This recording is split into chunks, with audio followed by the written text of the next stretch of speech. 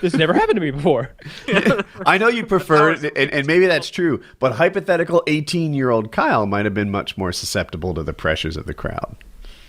Perhaps. That's true. You never know till you're in the moment. I can't know that without some sort of time machine. But whenever I see the hypnotism, I'm thinking in my head, I'm like, I think the same thing I think when I see those crazy televangelist churches when like he's got the line of people he's gonna heal and he's like, heal, and the person is like, ah, like being like thrown across the room by invisible like Yoda force or something that this guy just put on him. And I'm thinking like, no, those people are just dancing for the crowd. They're just caught up in the moment. Have you ever been to a church like that?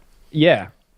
I've been to one of those too. When I was like 7, I spent the night at a friend's house, and they made me go to church with them the next morning.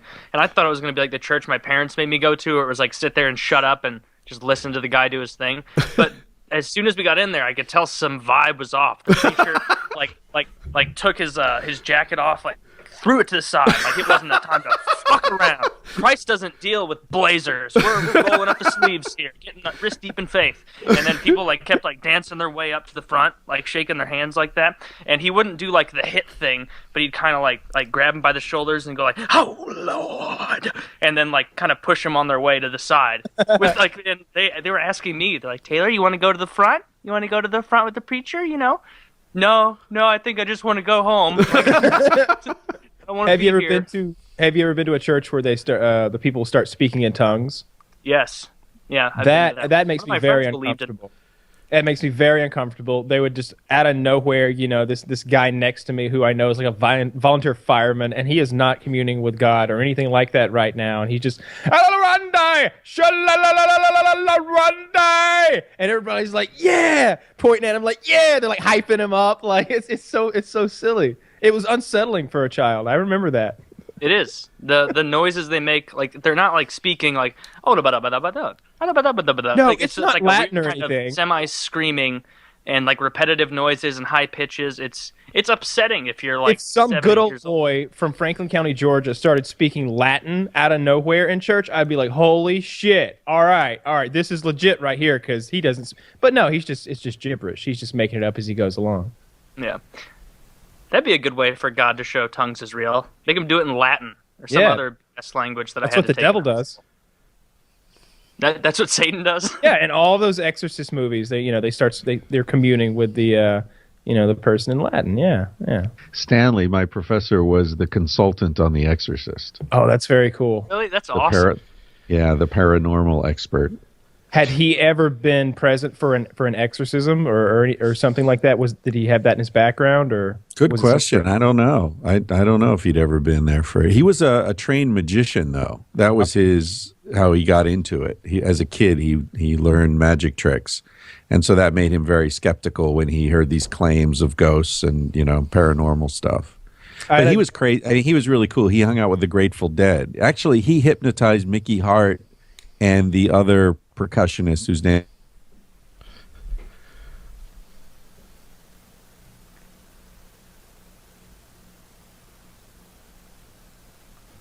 Dead to the Mickey Hart said to the host of the party, like, yeah, you don't know anyone who does hypnosis, do you? Because the two drummers from the Dead wanted to get hypnotized and learn to like be in one mind, so their percussion would be perfectly synchronized, And the host was like, oh, that guy over there, he's a psychologist, he does hypnosis.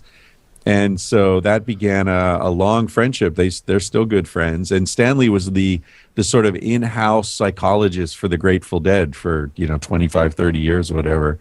What and an he interesting was always place to be in life.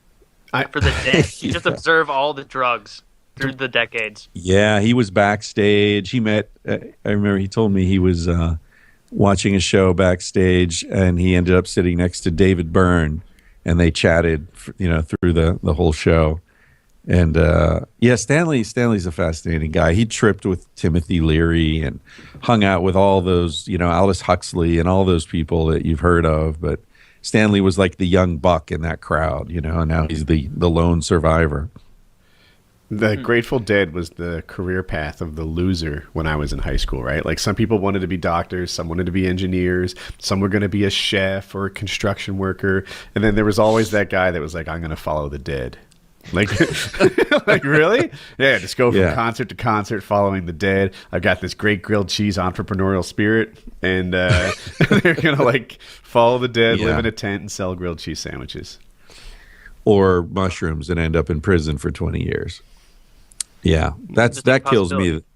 Minimum mandatory sentencing for some deadhead selling mushrooms at a concert. Like, are you kidding? This guy's a threat to the public welfare.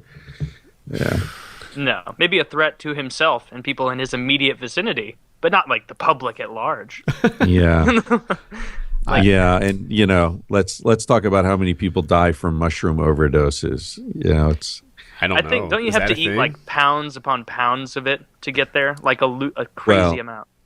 yeah, I mean the toxicity, the neurotoxicity of most kinds of mushrooms is very low. So you can make yourself sick, but you know, death overdose is very low. Marijuana, you'd have to eat like, you know, a pickup truck full. You know, it's crazy. Yeah, I've heard with marijuana is that to What is smoke it it that- fast enough to die, you die